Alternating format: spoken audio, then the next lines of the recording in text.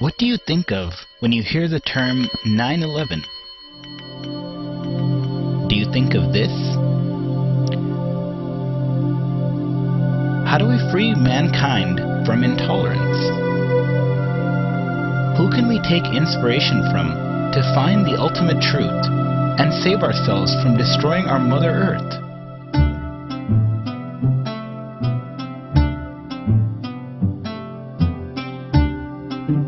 Does India have something to contribute to the crisis that is facing humanity? The great monk, Swami Vivekananda, roared the message of the fundamental spiritual unity of life on September 11th, 1893, in the Parliament of Religions in Chicago, precisely to answer these questions. Sisters and brothers of America. These loving words were enough to captivate everyone. Vivekananda once said, I have a message to the West as Buddha had a message to the East.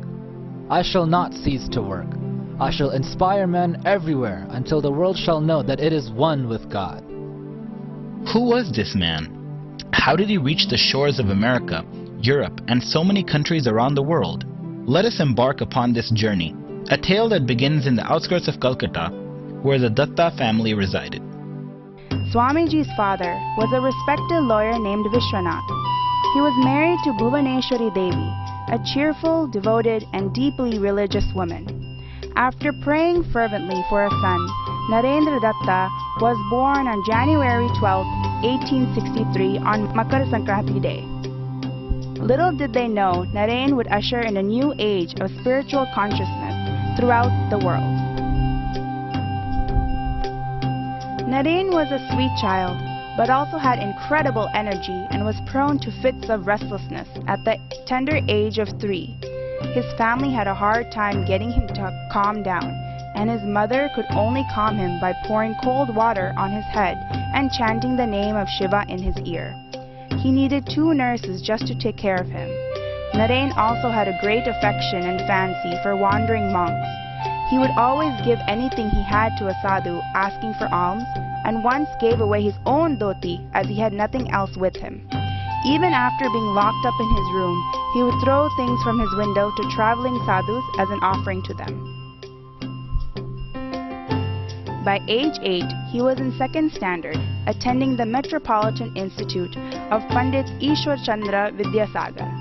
However, studying was hardly something Naren had to spend a lot of time in, so he spent much of his time in other activities. Occasionally, he would gaze off into space, drifting seemingly into some other world, and would proclaim by reading his own palms that he was destined to become a monk. He had a spirit of adventure and fearlessness, and once spent many hours on a tree to prove that no ghost existed in it, as an old man nearby had told him. He later said, Do not believe a thing because you have read it in a book. Do not believe a thing because another has said it is so. Find out the truth for yourself. That is realization. Naren attended the Scottish Church College between 1881 and 1884. He grew more intellectual in nature and joined the Brahmo Samaj, a Hindu social reform organization that protested against certain orthodox practices in Hinduism. Dissatisfied with mere intellectualism, the desire to know the ultimate truth and to know God became stronger. He asked many people whether they had seen God, but no one gave a satisfactory answer to him. One of his professors mentioned that the great saint, Sri Ramakrishna Paramahamsa, was not too far away, so Naren and 2 of his friends decided to go meet him. The meeting was a strange one, with Sri Ramakrishna talking to Naren as though they had known each other for years. Naren immediately asked the question as to whether Sri Ramakrishna had seen God, and he replied, Yes, I see him just as I see you here, only in a much more intense sense. If one weeps sincerely for him, he surely manifests himself. Naren was totally taken by Sri Ramakrishna's direct response. He knew that there was something special to him in spite of the fact that his intellectual side had some trouble completely believing him. Yet it was not long before Naren would completely surrender himself to this wise sage. After completing college, he was drawn back to Ramakrishna and grew tremendously under his guide. His spiritual training went on for over 4 years and included fun and frolic, as well as intense discussions and teachings of Vedanta, Bhakti Yoga, and Jnana Yoga. By 1885, Sri Ramakrishna was tragically diagnosed with throat cancer, and everyone knew that his end was not far away. Narayan's meditation intensified at this time, and just before Sri Ramakrishna's passing, Narayan had his first experience of Nirvikalpa Samadhi, the total dissolution of oneself into the Brahman or Supreme Divinity. Just before passing away, Sri Ramakrishna passed out saffron robes for all disciples and established Narayan as the next head of the Ramakrishna order.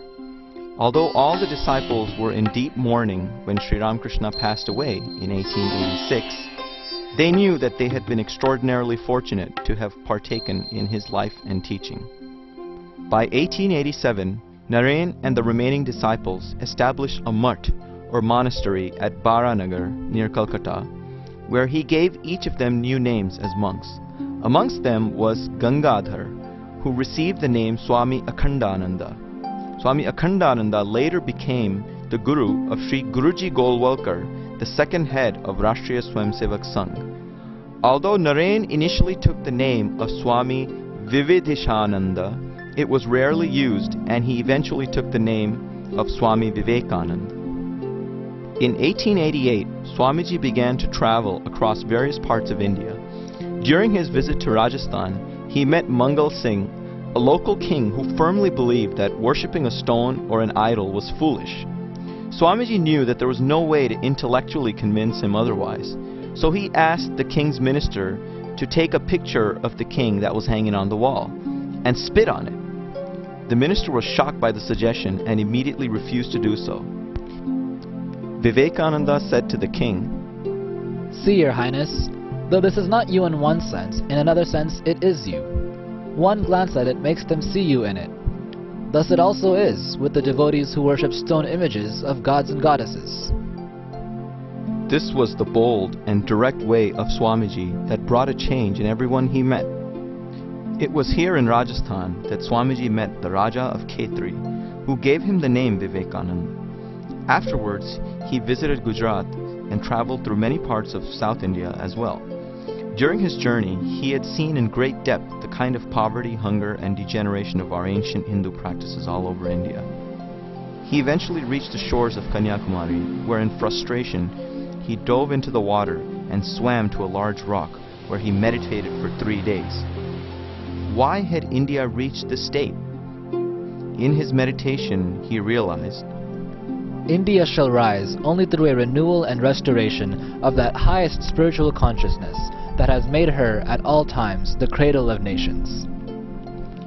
He knew that this could only be done, however, by inculcating a spirit of service and by uplifting India's downtrodden masses. But how could he take this message to everyone? In this moment of calling, he looked out to the ocean and realized he would have to go to the west to spread the message of Vedanta. On May 31st, 1893, with the help of money collected by the Raja of Khetri and other disciples, Swami Vivekananda set sail for America by ship.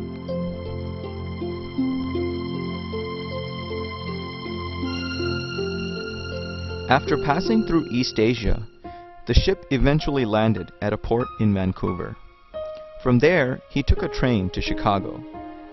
As the American people were unaccustomed to seeing Hindu monks in saffron clothing, he was mocked and discriminated against by the local populace on several occasions. It was then, in the middle of July 1893, that he also found out that the deadline had already passed for signing up as a delegate for the World Parliament of Religions. Swamiji on multiple occasions thought that he may simply have to return to India.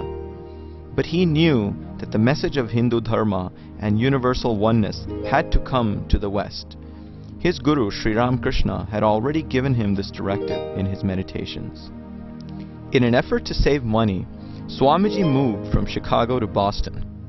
There he was able to meet the famous professor J.H. Wright of Harvard University. Professor Wright was so impressed with Swamiji that he insisted that Vivekananda represent Hinduism in the Parliament of Religions. Professor Wright stated, "To ask you, Swami, for your credentials is like asking the sun to state its right to shine." The professor wrote to a friend who was the chairman of the committee of the parliament, "Here is a man who is more learned than all of our professors put together." The professor sent Swamiji to Chicago with a train ticket to stay with his friend Dr. Barrows. Unfortunately, upon reaching Chicago, Swamiji realized that he had lost the address and went asking around for Dr. Barrows.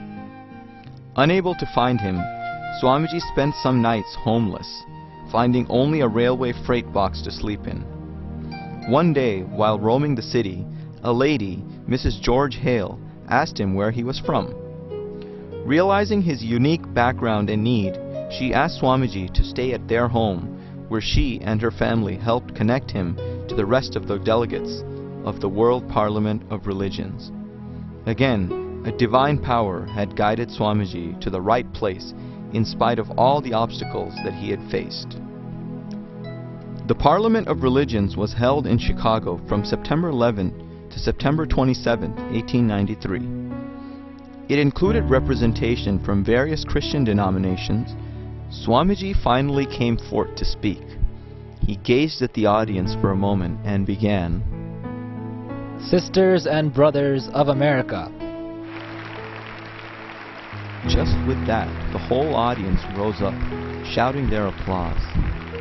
After a full 2 minutes, Vivekananda continued, As the different streams, having their sources in different places, all mingle their water in the sea, so, O Lord, the different paths which men take, through different tendencies, various though they may appear, crooked or straight, all lead to Thee.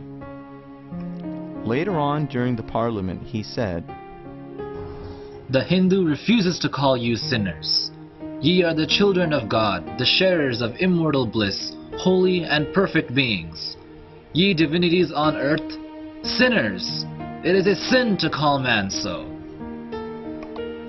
The New York Herald wrote, Vivekananda is undoubtedly the greatest figure in the Parliament of Religions. After hearing him, we feel how foolish it is to send missionaries to this learned nation. Swamiji's words reflected his direct experience of the divine and thus penetrated deep into the minds of his audience. Swami Vivekananda had captivated America. His sheer earnestness, sincere emotion, and spirit of universality took the Parliament by storm. His popularity was described aptly by the Boston Evening Transcript, a local newspaper, which stated, 4,000 people in the Hall of Columbus would sit smiling and expectant, waiting an hour or two of other men's speeches to listen to Vivekananda for 15 minutes. The chairman knew the old rule of keeping the best until last. News of Swamiji's popularity spread to India as well. Editorials by various American writers praised Swamiji's unique contribution, even thanking India for having sent him to Chicago. Swamiji's doors were now open to travel about, as he was invited to speak in a variety of public events. He was invited to the homes of many prominent and wealthy individuals, especially near Chicago and the East Coast. Mr. John D. Rockefeller, the famous industrialist, met Swami Vivekananda in Chicago. During their conversation, Vivekananda tried to inspire him into social action and told him that although he was a rich man, he was not the owner of the money he earned. Rockefeller was visibly annoyed. Swami explained to him that he was a trustee of the money and his duty was to do good to the world. Rockefeller did not seem to be impressed. A few days later, he returned with a changed mind and heart. In his hand was a document that had his plans to donate money by creating public institutions. This was Rockefeller's first large donation to public welfare. Later, as the richest man in the world, he would also become a legendary philanthropist who would go on to define the structure of modern philanthropy. Swamiji continued to tour various parts of America, including Wisconsin, Michigan, Iowa, and other parts of the Midwest. He sometimes would be mistaken as an African American and would be rejected stay in hotels or barbershops. Upon finding out the next day in a newspaper who Swamiji was, they would go to him and apologize. Later on, when a Western disciple asked Swamiji how come he didn't explain who he was, Swamiji replied, What? Rise at the expense of another? I did not come to earth for that. Swamiji even faced a situation where he was invited to a small town in the Midwest, where upon commencing his speech, some in the audience proceeded to fire bullets past him to scare him off. But Swamiji continued unperturbed, and the cowboys who shot the bullets called him a right good fellow, since he didn't show any fear throughout the ordeal. By 1895, Vivekananda had set up a private lecture class in New York, where he discussed different spiritual paths, particularly on Jnana Yoga and Raja Yoga. He then traveled to England and had a lecture tour there as well. During the winter of 1895, Swamiji met Nikola Tesla, the father of electricity and a well-known scientist. Tesla had attended some of Swamiji's talks during the Parliament of Religions and was keenly interested in the Vedantic perspective on the relationship between energy and matter. Swamiji mentioned clearly in this context that, I have myself been told by some of the best scientific minds of the day how wonderfully rational the conclusions of Vedanta are. I know one of them personally, who scarcely has time to eat his meal or go out of his laboratory, but who yet would stand by the hour to attend my lectures on the Vedanta. For, as he expresses it, they are so scientific, they so exactly harmonize with the aspirations of the age and with the conclusions to which modern science is coming at the present time. In England, Swamiji met Margaret Noble, who became his disciple and took the name Sister Nivedita. She was a rare example of a woman with a deep spiritual quest, as well as a profound love and compassion for the people of India.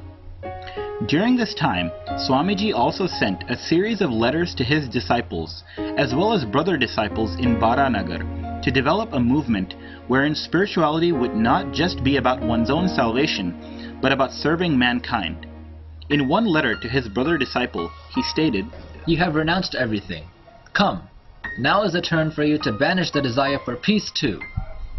Don't worry in the least, heaven or hell, don't care for anything, but go, my boy, and spread the name of the Lord from door to door. It is only by doing good to others that one attains to one's own good, and it is by leading others to bhakti and mukti that one attains them oneself. These words provided the inspiration that ultimately led to the founding of the Ramakrishna Mission. By 1897, Swami Vivekananda left America and arrived in Colombo, Sri Lanka. He was given an ecstatic welcome there by thousands of people. His voyage continued through India and was filled with earnest devotees and people waiting to hear Swami Vivekananda's inspiring words. He spoke on the great spiritual heritage of India, as well as the need for the social upliftment of India's masses. He said, Service to humanity is service to God. The series of lectures he gave through this journey gave rise to the book From Colombo to Almora, which encompassed the patriotic fervor and spiritual intensity that he charged everyone with. In 1899, Swamiji took a second trip to America, visiting the West Coast and establishing Vedanta societies in San Francisco and New York. He also visited Europe as well as Japan, attending various conferences on religion. By 1901, he returned to India. Tragically, his health was declining severely due to asthma and diabetes, and he had told several people that he would not live to be 40. Swamiji passed away, attaining Mahasamadhi on July 4th, 1902 while he was meditating, and was cremated on the banks of the Ganga. Swami Vivekananda's life was a tribute to Hindu Dharma, a dedication to the spirit of universal peace, and an inspiration for all. He spoke both of the need to develop an indomitable will in the face of difficulty, as well as the need to imbibe deep humility and serve your fellow human being. Few have inculcated both qualities so completely and manifested it into their lives as a role model for all to come. Come, join Hindu Swayamsevak Sangh in celebrating this year the 150th birth anniversary of Swami Vivekananda to spread his message and imbibe his spirit of selfless service within each other.